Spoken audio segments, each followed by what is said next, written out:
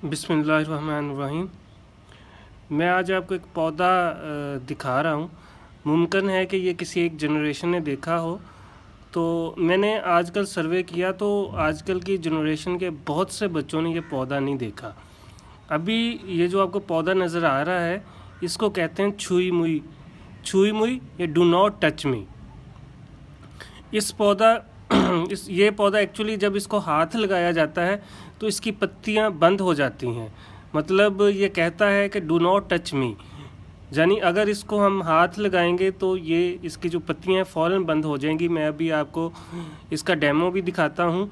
लेकिन हैरत अंगेज़ बात यह है कि ये आजकल बहुत कम घरों में या बहुत कम लोग इस अपने घरों में इसको रखते हैं और बहुत से बच्चों ने इसको आज तक नहीं देखा। शायद पहले तो किताबों में भी इसके बारे में लिखा जाता था, लेकिन आजकल शायद किताबों में भी इसके बारे में बहुत ज़्यादा इन्फॉर्मेशन नहीं है। तो आइए मैं आपको दिखाता हूँ कि ये कैसे बंद होगा। ये देखें, अभी इसकी जो पत्तियाँ हैं, ये देखें इसकी पत्तियाँ खुली हुई हैं। जैसे ही मैं इसको हाथ लगाऊंगा तो इसकी पत्तियाँ बंद हो जाएंगी। ये देखें वो पत्तियाँ बंद होना शुरू हो गई।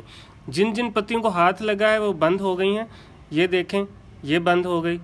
ठीक है, इसको हाथ लगाया, ये बंद हो गई।